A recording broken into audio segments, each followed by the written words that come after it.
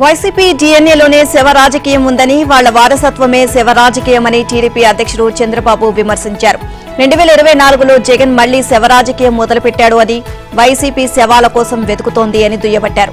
తూర్పుగోదావరి జిల్లా కొవ్వూరు, నల్లజర్లలో గురువారం నిర్వహించిన ప్రజాగళం సభలో ఆయన మాట్లాడారు. జగన్ రెడ్డిది శవ రాజకీయం, ఎవరైనా మంచి పని చేసి నాకు ఓటు వేయమని అడుగుతారు. కొంతమంది మనుషులను చంపేసి ఎదుటి వాళ్లపైకి నెట్టి ఓటు వేయమని అడుగుతారు. జగన్ తండ్రి హెలికాప్టర్ ప్రమాదంలో చనిపోయాడు, కానీ తన తండ్రి చంపేశారు అని జగన్ అన్నారు. రిలయన్స్ అధినేత చంపేశారు అని కూడా అన్నారు. వాళ్ల షాపులపైన దాడులు కూడా చేశారు. మళ్లీ అదే రిలయన్స్ అధినేత మనిషికి ఎంపీ సీటు ఇచ్చాడు. 2014లో తండ్రి లేని బిడ్డ అంటూ ఓటు వేయమని అడిగాడు. ఈ రాష్ట్రం కోసం చంద్రబాబు తప్ప ఎవరు వద్దని తనను గెలిపించారు. ఇక 2019లో మళ్లీ శవరాజకీయం పైకి వచ్చింది. ముందు కోడికత్తి డ్రామా, ఆ తర్వాత బాబాయ్పై గొడ్డలి వేటు పడింది. మా నాన్న చనిపోయాడు, ఉన్న ఒక్క బాబాయిని కూడా చంపేశారు, నరాసుర రక్త చరిత్ర అని కూడా జగన్ చెప్పాడు అని చంద్రబాబు ఆరోపించారు. జగన్మోహన్ రెడ్డి ఇప్పటికైనా నిజం చెప్పు, హూ కిల్డ్ బాబాయ్ అని చంద్రబాబు మండిపడ్డారు. ప్రశ్నించిన వాళ్లపై కేసులు పెట్టి జైలుకు పంపి అంతం చేసే పరిస్థితికి జగన్ వచ్చాడు అని చంద్రబాబు అన్నారు. ఎవరైనా స్వరం విప్పితే గొంతు నొక్కేస్తున్నాడు, లేకపోతే చంపేస్తున్నాడు. తూర్పుగోదావరి జిల్లాలో డ్రైవర్ సుబ్రహ్మణ్యాన్ని YCP MLC Ananthababu door delivery చేశారు. ఇటీవల అంబేద్కర్ విగ్రహానికి అనంతబాబు దండ వేస్తుంటే ఊరంతా తిరగబడి తరిమికొట్టారు. ఇక అన్ని గ్రామాల్లో ఇదే జరగాలి. జగన్ రెడ్డి అరాచకంపై ప్రతి ఇంట్లో, ప్రతి ఊర్లో చర్చ జరగాలి అన్నారు. నారా భువనేశ్వరి చేపట్టిన నిజం గెలవాలి కార్యక్రమం కొనసాగుతోంది. దీనిలో భాగంగా గురువారం నంద్యాల చేరుకున్న నారా భువనేశ్వరికి NMD Farooq, AVR Prasad, T తులసిరెడ్డిలు స్వాగతం పలికారు. భువనేశ్వరి ఇవాళ పట్టణంలోని 34-13 వార్డులు పర్యటించి బాధిత కుటుంబాలను పరామర్శిస్తారు. ఇక అనంతరం మహానందిలో పర్యటించి తిరిగి రాత్రి నంద్యాల ఎస్ఎన్ ఫంక్షన్ హాల్లో బస చేస్తారు. శనివారం ఉదయం అదే ఫంక్షన్ హాల్లో మహిళలతో ముఖాముఖి నిర్వహించి పాణ్యం బయలుదేరి వెళ్తారు.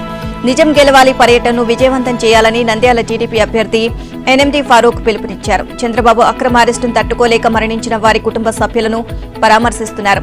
వారికి తమ పార్టీ అండగా ఉంటుంది అని భరోసా కల్పిస్తున్నారు. వాలంటీర్లు నా సైన్యం అని ముఖ్యమంత్రి వైఎస్ జగన్ మరోసారి అంగీకరించారు. తిరిగి అధికారంలోకి రాగానే తొలి సంతకం వాలంటీర్ల వ్యవస్థకు సంబంధించిన ఫైలుపైనే పెడతాను అని నాయుడుపేట బహిరంగ సభ వేదికగా ప్రకటించారు. ఇన్నాళ్లు విపక్షాలు చెబుతున్నది కూడా ఇదే కదా అని ఆ సభలోని జనం గుసగుసలాడుకోవడం కనిపించింది. వాలంటీర్లు రాజకీయాల్లో వేలు పెట్టడాన్ని తొలి నుంచి ప్రతిపక్ష పార్టీలు వ్యతిరేకిస్తున్నాయి. వాలంటీర్లను కేవలం ప్రభుత్వ పథకాల అమలు వరకే వినియోగించకుండా వైసీపీ కార్యకర్తల్లా వాడుకోవడంపై కోర్టులను ఆశ్రయించాయి. చివరికి ఈసీ ఆదేశాలతో వాలంటీర్లను తొలుత ఎన్నికల విధులకు దూరం పెట్టారు. తాజాగా పెన్షన్ల పంపిణీకి కూడా వారిని ఈసీ అనుమతించలేదు. ఈ నేపథ్యంలో జగన్ చేసిన ప్రకటన, ప్రతిపక్షాలు చేస్తున్న ఆరోపణలు వాస్తవమేనని తేల్చేశాయి. మరోవైపు ఆర్భాటాలు, అబద్దాలతో నిండి ఉండే ఆయన ప్రసంగాలు పదే పదే విని విని విసిగిపోయిన జనాలు జగన్ రాకముందే జారుకున్నారు. ఆయన ప్రసంగం ప్రారంభించగానే మిగతా జనాలు లేచిపోయారు. గ్యాలరీలు ఖాళీ కనిపించాయి. సభా ప్రాంగణమంతా వెలవెలబోయింది. తిరుపతి జిల్లా సూళ్లూరుపేట నియోజకవర్గం నాయుడుపేటలో గురువారం సీఎం జగన్ పాల్గొన్న మేమంతా సిద్ధం బహిరంగ సభ తీరు ఇది. 400 ఆర్టీసీ బస్సులు కేటాయించిన జన సమీకరణ ఆశించిన మేరకు జరగలేదు. ఆయన ప్రసంగంలో అబద్దాలే ఎక్కువగా వినిపించాయి. వాలంటీర్లు నా సైన్యం అంటూ కొన్ని నిజాలు కూడా ఆయన ఒప్పేసుకున్నారు. టీడీపీ అధినేత చంద్రబాబు పేదల వ్యతిరేకి అంటూ సోషల్ మీడియాలో తప్పుడు ప్రచారం చేస్తున్న వైసీపీ నేతలపై చర్యలు తీసుకోవాలని టీడీపీ పోలిట్ బ్యూరో సభ్యులు వర్ల రామయ్య ఎన్నికల సంఘాన్ని కోరారు. ప్రతిపక్ష పార్టీలపై వైసీపీ చేస్తున్న తప్పుడు ప్రచారానికి సంబంధించిన ఆధారాలను గురువారం సీఈఓ ముఖేష్ కుమార్ మీనాకు అందజేశారు.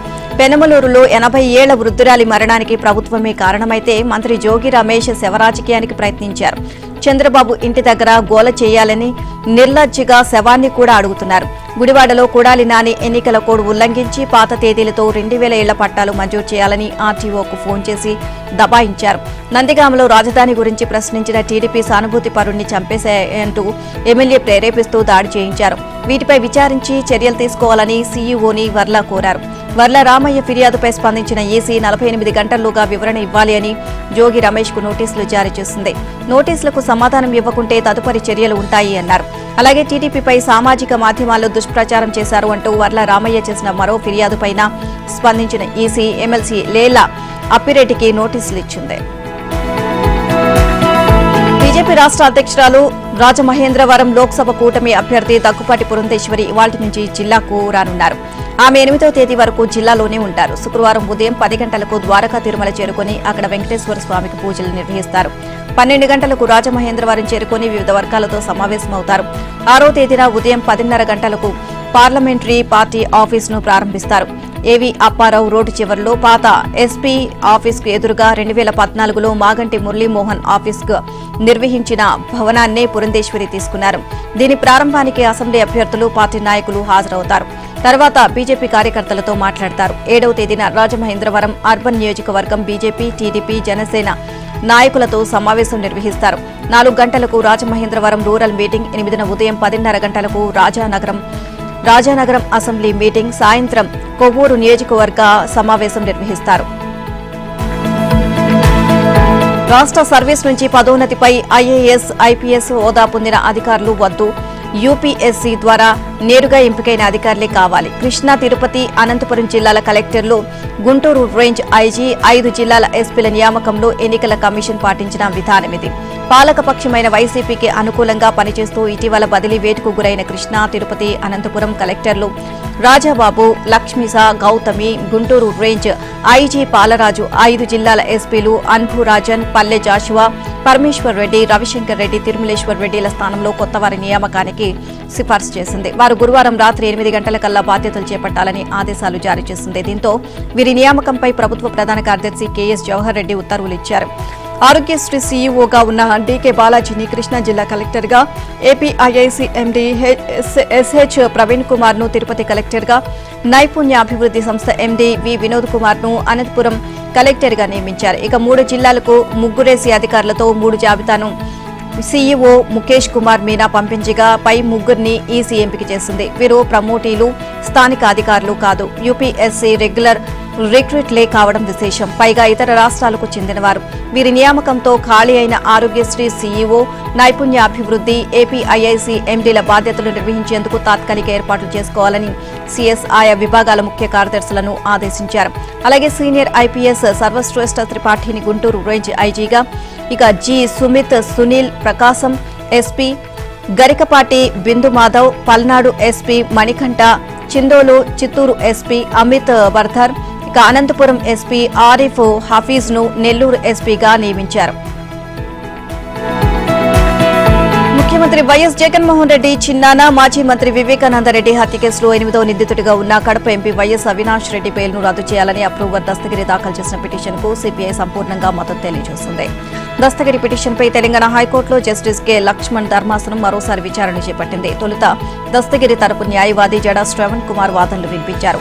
గతంలో హైకోర్టు ముందస్తు బెయిల్ ఇచ్చిన సందర్భంగా విధించిన షరతులన్నీ అవినాష్ రెడ్డి ఉల్లంఘించారని తెలిపారు. సాక్షులను భయభ్రాంతులకు గురి చేసే విధంగా వ్యవహరించారని, దస్తగిరి తండ్రిపై తన అనుచరులతో దాడి చేయించాడు అని పేర్కొన్నారు. అప్రూవర్గా మారి వ్యతిరేక సాక్ష్యం చెబితే లేకుంటే చంపేస్తామని బెదిరించారు అని, దీనిపై స్థానిక పోలీసులకు ఫిర్యాదు చేస్తే తూతూ మంత్రంగా తేలికపాటి సెక్షన్ల కింద కేసు పెట్టారని తెలిపారు. ఇక నిందితులకు బెయిల్ రద్దు చేయాలి అని కోరే హక్కు బాధితులకు ఉంటుంది అని, అప్రూవర్గా మారిన వారు కూడా ఇతర నిందితుల బెయిల్ రద్దు కోరుకోవచ్చు అని పేర్కొన్నారు. సిబిఐ తరపున న్యాయవాదులు అనిల్ తన్వర్, జగదీష్ వాదనలు వినిపిస్తూ దస్తగిరి పిటిషన్కు మద్దతు తెలుపుతున్నామని అన్నారు. ఈ దశలో న్యాయమూర్తి జోక్యం చేసుకుని దస్తగిరి ఫిర్యాదు చేసే వరకు ఏం చేశారు, కేసుకు సంబంధించి ఏం జరుగుతుందో మీకు తెలీదా, అవినాష్ రెడ్డి బెయిల్ రద్దు చేయాలని సిబిఐ ఎందుకు కోరడం లేదు అని వారిని ప్రశ్నించారు. వారు స్పందిస్తూ తన కుటుంబ సభ్యులపై దాడి జరిగిందని, దస్తగిరి హైకోర్టు చీఫ్ జస్టిస్ తో పాటు తమకు కూడా ఫిర్యాదు చేశాడని, దానిని స్థానిక పోలీసులకు పంపామని పేర్కొన్నారు. వైసీపీని వీడని వారి జాబితాలో మరో మాజీ ఎమ్మెల్యే చేరారు. ఇక బాపట్ల జిల్లా చీరాల నియోజకవర్గానికి చెందిన వైసీపీ నేత, మాజీ ఎమ్మెల్యే ఆమంచి కృష్ణమోహన్ ఆ పార్టీకి షాక్ ఇచ్చారు. తాను వైసీపీ ప్రాథమిక సభ్యత్వానికి రాజీనామా చేశానని, ఈ నెల 9వ తేదీన భవిష్యత్తు కార్యాచరణ ప్రకటిస్తాను అని ఆమంచి గురువారం లేఖ విడుదల చేశారు. ఈ క్రమంలో ఈ నెల 11వ తేదీన ఆయన కాంగ్రెస్ పార్టీలో చేరనున్నట్లు సమాచారం. ఆ మేరకు తన ముఖ్య అనుచరులకు చెప్పినట్లు తెలిసింది. కాంగ్రెస్ పార్టీ నుంచి ఆమంచి రాజకీయ ప్రస్థానం మొదలైంది. ఆ తర్వాత ఇండిపెండెంట్ గా చీరాలలో పోటీ చేసి గెలిచి టీడీపీలో చేరారు. 2019 ఎన్నికలకు ముందు వైసీపీలో చేరారు. ఆ ఎన్నికల్లో వైసీపీ తరపున పోటీ చేసి ఓడిపోయారు. ఆ తర్వాత వైసీపీ పర్చూరు నియోజకవర్గ ఇన్ఛార్జిగా నియమించడం, కొంతకాలం తర్వాత తొలగించడం జరిగింది. ఇక తాజాగా ఆమంచి బంధువులకు చెందిన పలు సంస్థల నుంచి సుమారు 4 కోట్ల బకాయిలు వసూలుకు విద్యుత్ శాఖ నోటీసులు జారీ చేసింది. దీంతో పాటు ఆమంచిపై ఉన్న కేసులకు సంబంధించి కూడా పూర్తి సమాచారం సేకరించడంతో పాటు వాటిపై ఎలాంటి చర్యలు చేపట్టవచ్చు అనే అంశాన్ని పరిశీలించడానికి అధిష్టానం ఒకరిద్దరిని నియమించింది. దీంతో అన్ని కోణాల్లో ఆలోచించి భవిష్యత్తు కార్యాచరణకు సంబంధించి ఆమంచి నిర్ణయం తీసుకున్నారు అని చెబుతున్నారు. ఇందులో భాగంగా వైసీపీకి రాజీనామా చేసి సొంత గూటికి చేరేందుకు రంగం సిద్ధం చేసుకున్నట్లు రాజకీయ వర్గాల్లో చర్చ జరుగుతోంది. ఉమ్మడి నెల్లూరు జిల్లాలో జగన్ చేపట్టిన బస్సు యాత్ర అటర్ ఫ్లాప్ అయింది. వేల కొద్ది ఆర్టీసీ బస్సుల్లో 30,000 మందికి పైగా జనాన్ని తరలించిన సభ వేదిక వద్ద కనీసం 3,000 మంది కూడా లేక ఆ సభ వెలవెలబోయింది. ఇక జగన్ సభ కోసం కోల్కతా చెన్నై జాతీయ రహదారిపై పోలీసులు గంటల సమయం పాటు వాహనాలను నిలిపివేశారు. పలు వాహనాలను ఇతర మార్గాల్లోకి మళ్లించారు. కేవలం సభా వేదిక వద్దకు వెళ్లే వాహనాలు, బస్సులనే పోలీసులు అనుమతించారు. దీంతో ఇంత హంగామా అవసరమా అంటూ వైసీపీ పోలీసులపై ప్రయాణికులు, స్థానిక ప్రజలు ఆగ్రహం వ్యక్తం చేశారు. ఎన్నికల నిబంధనలకు వైసీపీ శ్రేణులు నిలువున తూట్లు పొడుస్తున్నా పట్టించుకున్న వారే లేరు. ఇదిలా ఉంటే జగన్ ఎప్పటిలాగానే మళ్లీ మోసపూరిత మాటలు, అక్కసు వెలుగాకుతో ఆరోపణలు చేస్తూ ప్రసంగం సాగించారు. అసెంబ్లీ ఎన్నికల ముందు గత ఏడాది సెప్టెంబర్ 17న తుక్కుగూడలో కాంగ్రెస్ పార్టీ భారీ ఎత్తున విజయ భేరీ బహిరంగ సభ నిర్వహించింది. 6 గ్యారంటీలను ప్రకటించింది. తెలంగాణలో అధికారాన్ని హస్తగతం చేసుకుంది. ఇప్పుడు అదే సెంటిమెంటుతో లోక్సభ ఎన్నికల ముందు కూడా శనివారం తుక్కుగూడలోని జనజాతర పేరిట భారీ బహిరంగ సభను ఏర్పాటు చేయనుంది. పార్టీ అగ్రనేతలు రాహుల్ గాంధీ, మల్లికార్జున ఖర్గే తదితరులు హాజరు కానున్న ఈ సభను ధూమ్ధామ్గా నిర్వహించాలని కసరత్తు చేస్తోంది. అధికారంలోకి వచ్చిన తర్వాత ఆనాడు చెప్పిన ప్రతి హామీను అమలు చేస్తున్నామని వివరించింది. 6 గ్యారంటీల తరహాలోని కేంద్రంలో అధికారంలోకి వస్తే పంచ్ న్యాయ్ను అమలు చేస్తామని స్పష్టం చేసింది. ఇక వెరసి తమ బలగం చాటేలా తుక్కుగూడ జనజాతర సభను నిర్వహించాలని కాంగ్రెస్ పెద్దలు భావిస్తున్నారు. లోక్సభ ఎన్నికల్లో ఊపు తెచ్చే విధంగా దీన్ని నిర్వహించాలి అని నిర్ణయించారు. జనజాతర సభకు పెద్ద ఎత్తున జన సమీకరణ చేయాలి అని పావులు కదుపుతున్నారు. ముఖ్యమంత్రి రేవంత్ రెడ్డి, మంత్రులు, పార్టీ సీనియర్ నేతలు సభా ఏర్పాట్లను ఎప్పటికప్పుడు పర్యవేక్షిస్తున్నారు. ఇక 10 ఏళ్లుగా ప్రతిపక్షంలో ఉంటున్న కాంగ్రెస్ దేశంలోని పలు విపక్ష పార్టీలను కలుపుకొని ఇండియా కూటమిని ఏర్పాటు చేయడంతో పాటు దానికి నాయకత్వం వహిస్తున్న విషయం తెలిసిందే. మోదీ 10 ఏళ్ల పాలనకు తెరదించి దేశంలో ప్రజాస్వామ్య వాతావరణాన్ని పునరుద్ధరించాలని భావిస్తోంది. ఇందుకు తుక్కుగూడ సభని వేదికగా మార్చాలి అని భావిస్తోంది. తాము అధికారంలోకి వస్తే ఏం చేయబోతున్నామో తెలియజేసే మేనిఫెస్టోను ఈ వేదిక నుంచి విడుదల చేయనుంది. దీంతో ఈ నెల 6న నిర్వహించే తుక్కుగూడ సభపై తెలంగాణ ప్రజలతో పాటు దేశంలోని ఇతర ప్రాంతాలు, రాజకీయ పార్టీలోనూ ఆసక్తి నెలకొంది. అప్పటి ముఖ్యమంత్రిగా చట్టబద్దంగా కేసీఆర్ ఈ ఫోన్ ట్యాపింగ్ కు బాధ్యత వహించాలి. కేసీఆర్ ఆదేశాలు లేకుండా ఇంతమంది వ్యక్తులు ఫోన్లు ట్యాపింగ్ జరిగే అవకాశం లేదు. రాష్ట్రంలో ప్రకంపనలు సృష్టిస్తున్న ఫోన్ ట్యాపింగ్ వ్యవహారంలో కేసీఆర్ పై కఠిన చర్యలు తీసుకోవాలి అని కేంద్ర మంత్రి, బీజేపీ రాష్ట్ర అధ్యక్షుడు జి కిషన్ రెడ్డి డిమాండ్ చేశారు. ఈ వ్యవహారంలో కేసీఆర్ తో పాటు ఆయన కుటుంబ సభ్యులు ప్రత్యక్ష ప్రమేయం ఉంది అని ఆరోపించారు. ఫోన్ ట్యాపింగ్ తో బీఆర్ఎస్ ప్రభుత్వం దేశ సమగ్రతకు భంగం కలిగించేలా వ్యవహరించింది అని, అందుకే ఈ వ్యవహారంపై ఉన్నత స్థాయి విచారణ జరిపించాలి అని గవర్నర్ను కోరతామని తెలియజేశారు. దర్యాప్తు సంస్థలు, న్యాయస్థానాలు, ఎన్నికల సంఘం, గవర్నర్ ఈ వ్యవహారాన్ని సుమోటోగా తీసుకోవాలని కోరారు. అవసరమైతే కేంద్రానికి ఫిర్యాదు చేస్తామని అన్నారు.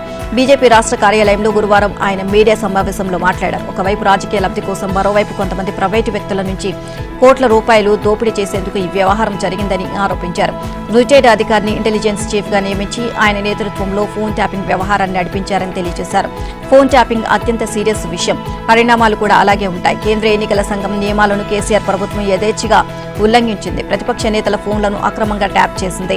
ప్రజాస్వామ్యాన్ని హత్య చేసింది. వ్యక్తిగత స్వేచ్ఛకు భంగం కలిగించింది. ఇది రాజకీయ కక్ష సాధింపు చర్య మాత్రమే కాదు, వ్యక్తిగత గోప్యతను కూడా దెబ్బతీసింది. 2018 అసెంబ్లీ, 2019 లోక్సభ ఎన్నికలతో పాటు ఆ తర్వాత జరిగిన దుబ్బాక, హుజూరాబాద్, మునుగోడు ఉప ఎన్నికల సందర్భంగా ఫోన్ ట్యాపింగ్ చేసినట్లు పోలీసు అధికారులే వెల్లడించారు. ఎన్నికల కమిషన్ నిబంధనలను తుంగలో తొక్కి అధికార యంత్రాంగాన్ని పూర్తిగా తమకు అనుకూలంగా మలుచుకొని ప్రత్యర్థి పార్టీలను దెబ్బతీసేలా వ్యవహరించింది అని కిషన్ రెడ్డి ఆరోపించారు. నేతన్నలపై కాంగ్రెస్ ప్రభుత్వం కక్ష కట్టింది అని తెలంగాణ మాజీ మంత్రి కేటీఆర్ విమర్శించారు. వారు ఆత్మహత్య చేసుకున్నా పట్టించుకోరా అని ప్రశ్నించారు. కాంగ్రెస్ విధానాలు నేతన్నల బతుకులు ఆగమయ్యేలా ఉన్నాయి అన్నారు. కాంగ్రెస్ ప్రభుత్వం ఆర్డర్లు నిలిపివేసింది అన్న ఆయన గతంలో మాదిరిగా వారికి చేతి నిండా ఆర్డర్లు ఇవ్వాలని డిమాండ్ చేశారు. ఈ మేరకు ముఖ్యమంత్రి రేవంత్ రెడ్డికి బహిరంగ లేఖ రాశారు. బతుకమ్మ చీరలు ఆర్డర్ ఇవ్వాలి, పెండింగ్ బిల్లులు చెల్లించాలి, చేనేత మిత్ర వంటి పథకాలను కాంగ్రెస్ ప్రభుత్వం పక్కన పెట్టింది. గత ప్రభుత్వంపై కోపంతో నేతన్నలు పొట్టకొట్టడం సరికాదు, వారు ఆత్మహత్యలు చేసుకోవడం అత్యంత బాధాకరం. వస్త్ర పరిశ్రమను ఆదుకోకుంటే కాంగ్రెస్ భారీ మూల్యం చెల్లించక తప్పదు అని కేటీఆర్ లేఖలో పేర్కొన్నారు. నల్గొండ జిల్లా నందికొండ వాటర్ ట్యాంకులో వానరాల కళేబరాలు బయటపడిన అంశంపై కేటీఆర్ స్పందించారు. ఇది మున్సిపల్ శాఖ సిగ్గుపడాల్సిన విషయమని పరామర్శించారు. ఇక విమర్శించారు. తాగునీటి ట్యాంకుల నిర్వహణలో ప్రభుత్వం తీవ్ర నిర్లక్ష్యంగా వ్యవహరిస్తుంది అని మండిపడ్డారు. ఈ ప్రభుత్వం ప్రజారోగ్యం కంటే రాజకీయాలకే ప్రాధాన్యత ఇస్తుంది అని అన్నారు. కాంగ్రెస్ పాలన అస్తవ్యస్తంగా మారింది అంటూ ఎక్స్ లో పోస్ట్ చేశారు. భవన్ కు వాస్తుపరంగా ఏదైనా లోపముందా? అసెంబ్లీ ఎన్నికల్లో పార్టీ ఓటమికి అదే కారణమా? పార్టీ నేతలు ఇతర పార్టీల్లోకి తరలుతుండడానికి ఆ వాస్తు దోషమే కారణమా? ఇవే భావనలతో బీఆర్ఎస్ పెద్దలు ఉన్నట్లుగాను వాస్తుపరమైన ఆ దోషాన్ని సరిచేసేందుకు నడుం బిగించినట్లుగాను సమాచారం. ఈ మేరకు బీఆర్ఎస్ రాష్ట్ర కార్యాలయానికి వాస్తు సరిచేయడంలో భాగంగా ఈశాన్యం వైపు గేటును పూర్తి స్థాయిలో తెరిచారు. ఇక నుంచి ఈ గేట్లో నుంచే నేతల రాకపోకలు సాగనున్నాయి. తెలంగాణ భవన్ ఉత్తరాభిముఖంగా ఉంది. కార్యాలయంలోకి వాహనాలు, నేతలు, కార్యకర్తలు, సామాన్య ప్రజలు లోపలికి ప్రవేశించేందుకు గాను ప్రధానమైన గేటును పడమర వాయువ్య దిశగా ఏర్పాటు చేశారు. ఇప్పటిదాకా రాకపోకలన్నీ ఈ గేటు ద్వారానే సాగాయి. అయితే ఇది వాస్తుపరంగా సరికాదు అనే భావనతో తూర్పు ఈశాన్యం వైపు ఉన్న గేటును పూర్తి స్థాయిలో సిద్ధం చేస్తున్నారు. ఈ గేటును గతంలోని లాంఛనంగా ఏర్పాటు చేసినా ఉపయోగించేవారు కాదు. ప్రస్తుతం వాస్తు మార్పు దృష్ట్యా ఈ గేట్లో నుంచి రాకపోకలకు అనువుగా అన్ని ఏర్పాట్లు చేస్తున్నారు. వాహనాలు లోపలికి వచ్చేందుకు వీలుగా ఆ గేటు వద్ద ర్యాంపు నిర్మాణం జరుగుతోంది. ఇక అలాగే తూర్పు వైపు పార్కింగ్ అనువుగా ఉంటుంది అనే ఉద్దేశంతో అక్కడే వాహనాలు నిలిపే విధంగా ఏర్పాట్లు చేస్తున్నారు. అయితే తూర్పు ఈశాన్యం గేటు వద్ద వీధి పోటును దృష్టిలో ఉంచుకుని లక్ష్మీ నరసింహస్వామి చిత్రంతో కూడిన ఫ్లెక్సీని కూడా గేటుకు ఏర్పాటు చేశారు. వీటితో పాటు ప్రాంగణం లోపల కూడా అవసరమైన మేరకు స్వల్ప మార్పులు చేర్పులు చేస్తున్నారు. అయితే ఈశాన్యం వైపు గేటును పూర్తి స్థాయిలో సిద్ధం చేయడానికి ట్రాఫిక్ సమస్య కూడా ఓ కారణమని పార్టీ వర్గాలు చెబుతున్నాయి. ప్రస్తుతం ఉన్న వాయువ్యం గేటు బంజారాహిల్స్ రోడ్ నెంబర్ 12 ప్రధాన రహదారి వైపు ఉంది. ఆ మార్గంలో వాహనాల రాకపోకలు పెరిగాయని, పార్టీ కార్యాలయం వద్దకు అధిక సంఖ్యలో వాహనాలు వచ్చే సందర్భాల్లో తీవ్ర ఇబ్బందులు ఎదురవుతున్నాయని వారు చెబుతున్నారు. ఎస్ఐబి వేదికగా జరిగిన ఫోన్ ట్యాపింగ్ వ్యవహారంలో పోలీసుల దర్యాప్తు రోజుకో మలుపు తిరుగుతోంది. హార్డ్ డిస్క్ల ధ్వంసం నుంచి మొదలైన ఈ కేసు విపక్ష నేతల ఫోన్ల ట్యాపింగ్, ఎన్నికల సమయంలో డబ్బు తరలింపు, బెదిరింపు వంటి అంశాల చుట్టూ తిరగా తాజాగా మొయినాబాద్ ఫామ్ హౌస్ లో ఎమ్మెల్యేల కొనుగోలు కుట్ర కేసుతోనూ లింకులు బయటపడ్డాయి. దీంతో మరికొందరు పోలీసు అధికారుల మెడకు ఉచ్చు బిగుసుకుంటున్నట్లు తెలుస్తోంది. 2022 నవంబర్లో మొయినాబాద్ ఫామ్ హౌస్ వేదికగా అప్పటి బీఆర్ఎస్ ఎమ్మెల్యేలు పైలట్ రోహిత్ రెడ్డి, గువ్వల బాలరాజు, రేగా కాంతారావు, హర్షవర్ధన్ రెడ్డి ఈ ఎపిసోడ్ తో హాట్ టాపిక్ గా మారిన విషయం తెలిసిందే. అయితే ఈ నలుగురి ఫోన్లను ఎస్ఐబి డీఎస్పీ హోదాలో ప్రణీత్ అండ్ కో ట్యాప్ చేయడం వల్లే అప్పటి బీఆర్ఎస్ సర్కార్ ఈ విషయాన్ని ముందుగా గుర్తించినట్లు ఇప్పుడు చర్చ జరుగుతోంది. దీంతో పక్కాగా స్కెచ్ వేసి ఆ నలుగురు ఎమ్మెల్యేలతోనే ప్రధాన నిందితుడు నందకుమార్, సింహయాజీ, రామచంద్ర భారతీలను ఫిక్స్ చేసినట్లు తెలుస్తోంది. అప్పట్లో అతి కొద్ది మంది పోలీసు ఉన్నతాధికారులతో ఈ పథకాన్ని అమలు చేయడం దేశవ్యాప్తంగా సంచలనం సృష్టించింది. ఢిల్లీ మద్యం కేసులో అరెస్ట్ అయి ప్రస్తుతం తీహార్ జైల్లో ఉన్న ఎమ్మెల్సీ కవిత బెయిల్ పిటిషన్ పై రౌజ్ ఎవెన్యూ కోర్టులో వాదనలు ముగిశాయి. ఈడీ దాఖలు చేసిన కౌంటర్ పై కవిత తరపు న్యాయవాదులు రిజైండర్ దాఖలు చేశారు. కుమారుడి పరీక్షల దృష్ట్యా మధ్యంతర బెయిల్ ఇవ్వాలని పిటిషన్లో పేర్కొన్నారు. కవిత తరపున మధ్యంతర బెయిల్ పిటిషన్ పై సీనియర్ న్యాయవాది అభిషేక్ మను సింఘ్వి కోర్టులో వాదనలు వినిపించారు. ఇక బెయిల్ ఇస్తే ఆధారాలు, సాక్షులను ప్రభావితం చేస్తారని ఈడీ తరపు న్యాయవాది వాదనలు వినిపించారు. కవితకు వ్యతిరేకంగా చాలా ఆధారాలు ఉన్నాయి. ఢిల్లీ మద్యం కుంభకోణానికి కవితే ప్రణాళిక రచించారు. ఆమె తన ఫోన్ డేటాను డిలీట్ చేశారు. దర్యాప్తులో అడిగిన ప్రశ్నలకు సమాధానం ఇవ్వలేదు. 10 ఫోన్లు ఇచ్చినా అన్ని ఫార్మాట్ చేసే ఇచ్చారు. నోటీసులు ఇచ్చిన తర్వాత 4 ఫోన్లను కవిత ఫార్మాట్ చేశారు. నిందితులు వందల డిజిటల్ డివైజ్లను ధ్వంసం చేశారు. అప్రూవర్ గా మారిన వ్యక్తిని కవిత బెదిరించారు. తనకు వ్యతిరేకంగా సాక్ష్యం చెప్పవద్దని బెదిరించారు. ఆమె చిన్న కుమారుడు ఒంటరి కాదు, సోదరుడు, కుటుంబ సభ్యులు తోడుగా ఉన్నారు. కుమారుడి పరీక్షల కోసం మధ్యంతర బెయిల్ అడిగారు. కొన్ని పరీక్షలు ఇప్పటికే పూర్తయ్యాయి అని ఈడీ తెలియజేసింది.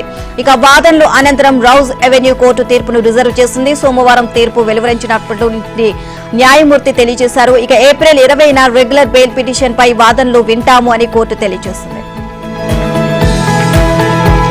ఢిల్లీ ముఖ్యమంత్రి పదవి నుంచి అరవింద్ కేజ్రీవాల్ ను తొలగించాలి అంటూ దాఖలైన ప్రజా ప్రయోజన వ్యాజ్యాన్ని విచారణకు స్వీకరించడానికి గురువారం ఢిల్లీ హైకోర్టు నిరాకరించింది. సీఎంగా కొనసాగాలా వద్దా అనేది కేజ్రీవాల్ వ్యక్తిగత నిర్ణయమని తెలిపింది. కోర్టు ద్వారా రాష్ట్రపతి పాలన విధించిన దాఖలాలు లేవని, పదవికి కేజ్రీవాల్ రాజీనామా చేయాలా వద్దా అన్నది న్యాయపరమైన అంశం కాదని, ఆయన అరెస్టుతో ప్రభుత్వం స్తంభించిపోయింది అని చెప్పలేమని పేర్కొంది. పరిపాలన కొనసాగించడంలో ఢిల్లీ లెఫ్టినెంట్ గవర్నర్ పూర్తిగా సమర్థుడని, ఆయనకు తమ మార్గదర్శకత్వం అవసరం లేదని వెల్లడించింది. ఈ సమస్యకు పరిష్కారం న్యాయస్థానాల్లో లేదని ఇతర రాజ్యాంగ సంస్థలు నిర్ణయం తీసుకోవాల్సి ఉంది అని సూచించింది. ఈ మేరకు హిందూ సేన అధ్యక్షుడు విష్ణు గుప్తా దాఖలు చేసిన పిల్ ను హైకోర్టు తోసిపుచ్చింది. ఇంతకు ముందు కూడా ఇటువంటి పిల్ ఒకటి దాఖలు కాగా దాన్ని కూడా హైకోర్టు విచారణకు తీసుకోలేదు. మార్చి 21న కేజ్రీవాల్ అరెస్టు తర్వాత ఢిల్లీలో పాలన స్తంభించింది అని, రాజ్యాంగ ప్రతిష్టంభన ఏర్పడింది అని విష్ణు గుప్తా తన పిటిషన్లో పేర్కొన్నారు. మరోవైపు కేజ్రీవాల్ జైల్లో ఉదయం సాయంత్రం గంటన్నర చొప్పున ధ్యానం, యోగా చేస్తున్నారని, అధిక సమయం పుస్తక పఠనంలో గడుపుతున్నారు అని తిహార్ జైలు వర్గాలు తెలియజేశాయి. Ramayanam, Bhagavadgita, how prime minister decide పుస్తకాలను కేజ్రీవాల్ తెప్పించుకున్న విషయం తెలిసిందే. కాగా ప్రతిరోజు నియోజకవర్గాల్లో పర్యటిస్తూ ప్రజల సమస్యలను పరిష్కరించాలని ఆప్ ఎమ్మెల్యేలకు కేజ్రీవాల్ సూచించారు. ఈ మేరకు కేజ్రీవాల్ సందేశాన్ని ఆయన భార్య సునీత ఓ వీడియోలో చదివి వినిపించారు.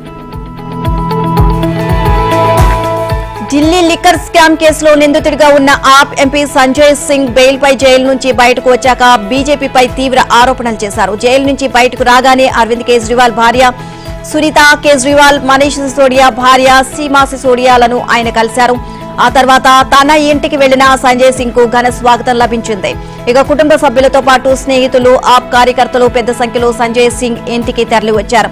సంజయ్ సింగ్ కు బెయిల్ మంజూరు చేసిన కోర్టు పలు షరతులు విధించింది. కేసు దర్యాప్తు అధికారికి అందుబాటులో ఉండాలి అని, తన చిరునామా, ఫోన్ నెంబర్ తదితర వివరాలు కేసు విచారణ అధికారికి ఇవ్వాలి అని కోర్టు సూచించింది. దర్యాప్తు సంస్థలకు పూర్తి స్థాయిలో సహకరించాలని న్యాయమూర్తి సూచించిన విషయం తెలిసిందే. ఇక బెయిల్ పై విడుదల తర్వాత సంజయ్ సింగ్ బీజేపీని టార్గెట్ చేస్తూ సంచలన ఆరోపణలు చేశారు. సామాన్యులు ఎవరికి భయపడరని అన్నారు.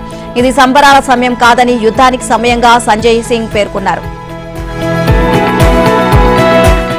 లోక్సభ ఎన్నికల వేళ మండ్య స్వతంత్ర ఎంపీ సుమలత నిర్ణయంపై రాజకీయ ఉత్కంఠకు తెరపడింది. మండ్యలో గురువారం కార్యకర్తల సమావేశంలో ఆమె మాట్లాడుతూ లోక్సభ ఎన్నికల్లో పోటీ చేసేది లేదు అని, త్వరలోనే బీజేపీలో చేరుతాను అని ప్రకటించారు. మండ్య నియోజకవర్గంతో సంబంధాలను దూరం చేసుకోలేను అని, ఇది తమ కుటుంబానికి సెంటిమెంట్ అని అన్నారు. ఇక్కడి నుంచే అంబరీష్ రాజకీయాల్లో రాణించారు అని గుర్తు చేసుకున్నారు. స్వతంత్రంగా పోటీ చేసే ఆలోచన లేదు అన్నారు. 5 ఏళ్ల పాటు ఎంపీగా శాయశక్తులా పనిచేశాను అని, రాజకీయాల్లో కొన్ని నిర్ణయాలు తీసుకోక తప్పదు అన్నారు. స్వతంత్ర ఎంపీగా ఉన్నా 4,000 కోట్ల గ్రాంట్ తెచ్చాను అని పేర్కొన్నారు. ఇక బీజేపీ ప్రతి విషయంలోనూ తనను విశ్వాసంలోకి తీసుకుంది అని, మీ నాయకత్వం కావాలని స్వయంగా ప్రధానమంత్రి నరేంద్ర మోదీ తెలియజేశారని అన్నారు. ఇక నాయకత్వాన్ని పెంపొందించే గుణం బీజేపీలో ఉంది అన్నారు. బీజేపీలో చేరడంలో తన స్వార్థం లేదని, లాభం కోసం ప్రయత్నించి ఉంటే మరో నియోజకవర్గాన్ని ఎంచుకుందునని, అలాంటి నిర్ణయం తీసుకుని ఉంటే మాండ్యను వదులుకోవాల్సి ఉండేది అన్నారు. రాజకీయాలు చేస్తే మాండ్యలో మాత్రమే అనే నిర్ణయంతోనే కొనసాగానని అన్నారు. అంబరీష్ అభిమానులను వదిలి వెళితే మాండ్య కోడలు అనిపించుకోవడం సాధ్యం కాదు అన్నారు. కాంగ్రెస్ లో చేరాలని కొందరు సూచించారని, మరికొందరు సుమలత అవసరం కాంగ్రెస్ కు లేదు అని చెప్పారని అన్నారు. ఇక అంబరీష్ ఉన్నప్పుడు కూడా ఇదే తరహాలో వ్యవహరించారని, తనకు గౌరవం లేని కాంగ్రెస్ లోకి వెళ్లాలా అంటూ ప్రశ్నించారు. 2019 ఎన్నికల్లో ఇండిపెండెంట్ గా పోటీ చేస్తే బీజేపీ పరోక్షంగా మద్దతు ఇచ్చి అభ్యర్థిని నిలపలేదు అన్నారు. ప్రస్తుతం బీజేపీ, జేడీఎస్లతో పొత్తులో భాగంగా మాండ్యను వదులుకున్నాను అని అన్నారు. చివరి క్షణం దాకా మాండ్య కోసం ప్రయత్నించాను అని, సాధ్యం కాలేదు అన్నారు. రాహుల్ గాంధీని టార్గెట్ చేసింది బీజేపీ. గత లోక్సభ ఎన్నికల్లో రాహుల్ అమేథీలో ఓడిపోయారు. వయనాడులో మాత్రం గెలిచారు. ఈ ఎన్నికల్లో కేవలం వయనాడు నుంచి మాత్రమే రాహుల్ పోటీలో ఉన్నారు. దీంతో ఇక్కడ బీజేపీ కేరళ రాష్ట్ర అధ్యక్షులు కె సురేంద్రన్ ను బరిలోకి దింపింది. దీంతో ఇక్కడ పోటీ ఆసక్తికరంగా మారింది. రాహుల్ గాంధీ ఇప్పటికే నామినేషన్ దాఖలు చేశారు. మరోవైపు బీజేపీ అభ్యర్థి సురేంద్రన్ ఇవాళ నామినేషన్ వేయనున్నారు. ఈ కార్యక్రమంలో కేంద్ర మంత్రి స్మృతి ఇరానీ పాల్గొన్నారు. 2019 లోక్సభ ఎన్నికల్లో ఉత్తరప్రదేశ్లోని అమేథీ స్థానం నుంచి రాహుల్ గాంధీపై స్మృతి ఇరానీ విజయం సాధించారు. రెండో దశ ఎన్నికల్లో భాగంగా ఏప్రిల్ 26న కేరళలో వయనాడు స్థానానికి పోలింగ్ జరగనుంది. కాంగ్రెస్ అగ్రనేత రాహుల్ గాంధీ నామినేషన్ వేసిన 24 గంటల తర్వాత బీజేపీ అభ్యర్థి సురేంద్రన్ నామినేషన్ దాఖలు చేశారు. కాంగ్రెస్ తరపున రాహుల్ గాంధీ, సిపిఐ అభ్యర్థిగా డి రాజా భార్య అన్నీ రాజా పోటీ చేస్తున్నారు. బీజేపీ తరపున రాష్ట్ర అధ్యక్షుడు కె సురేంద్రన్ ను అభ్యర్థిగా ప్రకటించింది. మరోవైపు ప్రతిపక్షంలో బీజేపీ రాష్ట్ర అధ్యక్షుడు కె సురేంద్రన్ అవుతారు. వయనాడు నుంచి సురేంద్రన్ ను పార్టీ అభ్యర్థిని చేసింది.